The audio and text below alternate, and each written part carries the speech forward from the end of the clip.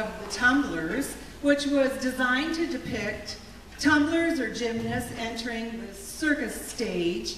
And I do believe that we did characterize that kind of energy. So without further ado, I'd like to move on to a change of scenery, a change of pace, to our second title, which is A Russian Music Box. Now that's an interesting title for a song. You probably know what a music box is. Something you wind up, it's a simple little piece of machinery. And more so than that though, this piece of music is designed to reflect some of the history of Russia.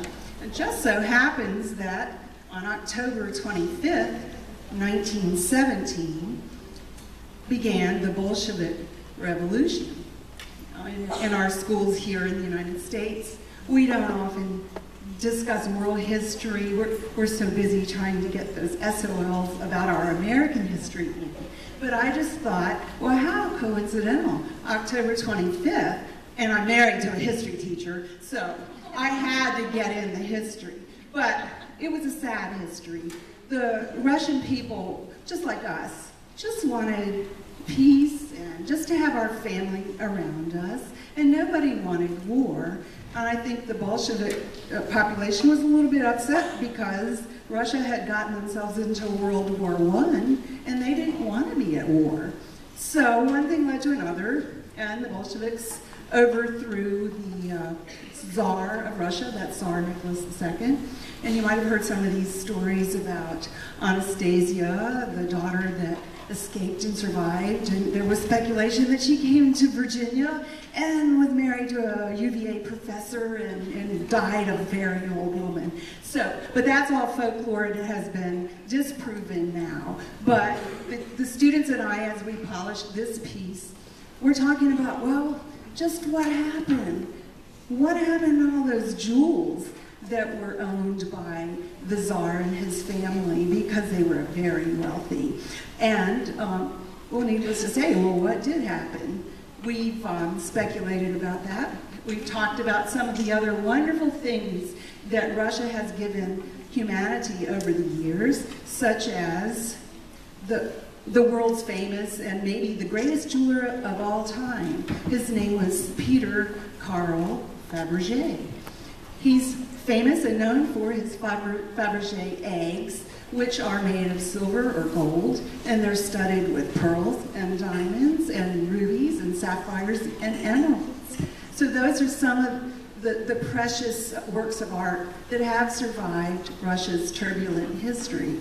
Another precious work of art that we embrace so dearly right here in Virginia is the Nutcracker Suite by Peter Tchaikovsky, another Russian who wrote that ballet with this orchestra accompaniment, which we celebrate every year here in Richmond, the Richmond Ballet and our very own Richmond Symphony. So without me going on with too many more history lessons, we'd like to present to you the Russian Music Box.